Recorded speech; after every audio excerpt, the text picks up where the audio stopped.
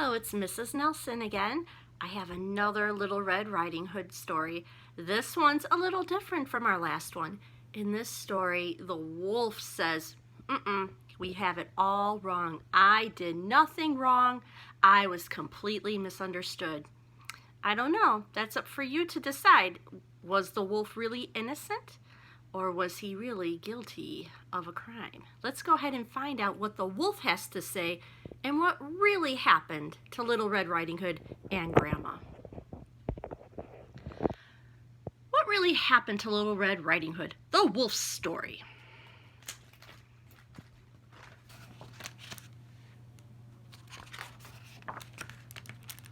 No, please, look at me. Would I lie to you?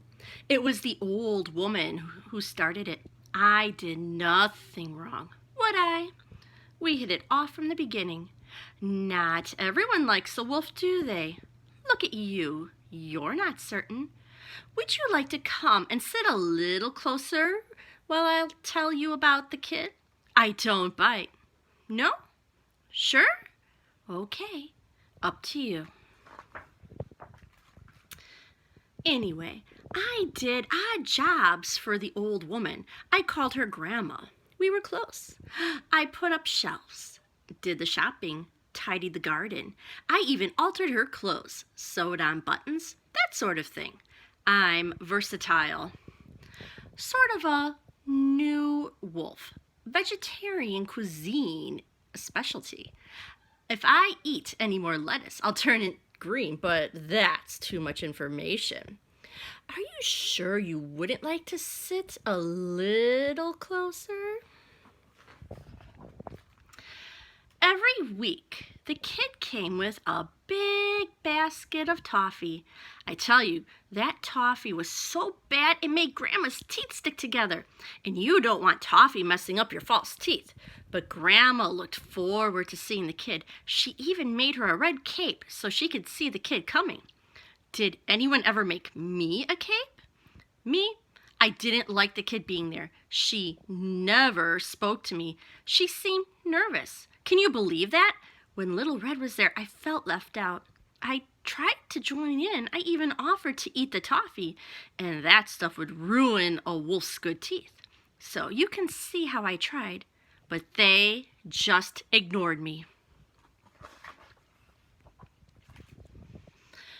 The day it happened was like this.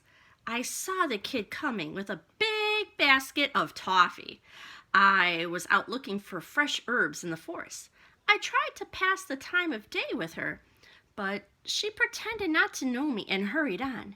That's the sort of kid she is. Like I'm frightening.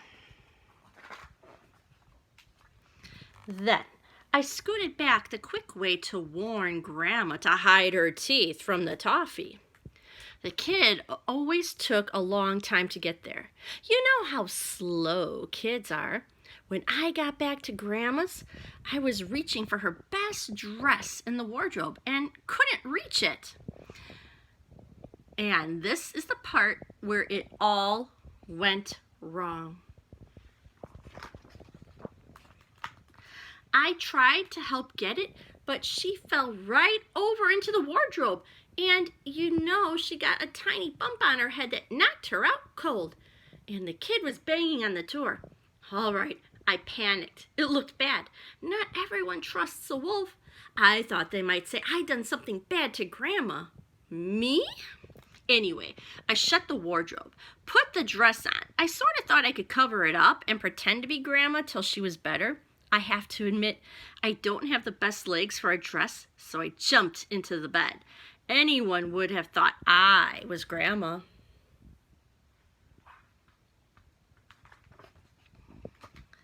Then the kid came in and started acting strange.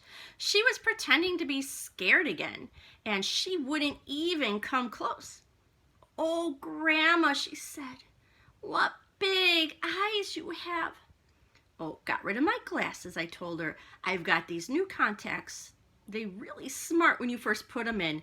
They'd make anyone's eyes look big." It was the first time we really had a chance to talk. She wasn't that bad, really. Looked good enough to eat, if you know what I mean. Oh, Grandma, she said, what big ears you have. Now, these are good ears, but I have to admit they aren't a lot like Grandma's. And of course, they're pretty furry as well. Oh, these old things, I said, and I changed the subject. Oh, Grandma, she said, what big teeth you have. And this is what made it worse. She was about to pop one of her sticky toffees into my mouth, and I couldn't stand that, so I leapt out of bed, and it may have looked as though I was going to eat her something. Then she started screaming, "Wolf, wolf, you've eaten my grandma!" Do I look like the sort of wolf that goes around eating grandmas?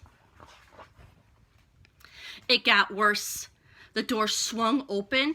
There was a woodsman the size of a tree with an axe. I shouted for help, but Grandma was still out cold in the wardrobe. She would tell you the truth. She really would. The woodsman took a swing at me, and I was this close to being a fur coat. I jumped out of that window with the sound of the axe crashing down behind me. I ran all the way to town, and I have to tell you, a wolf in a dress is embarrassing.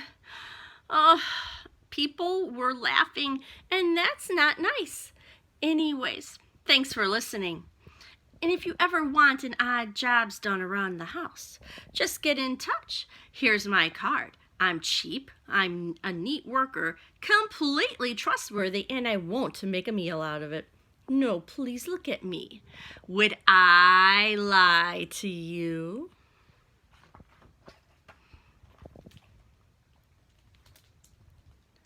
So that is the wolf's side of the story.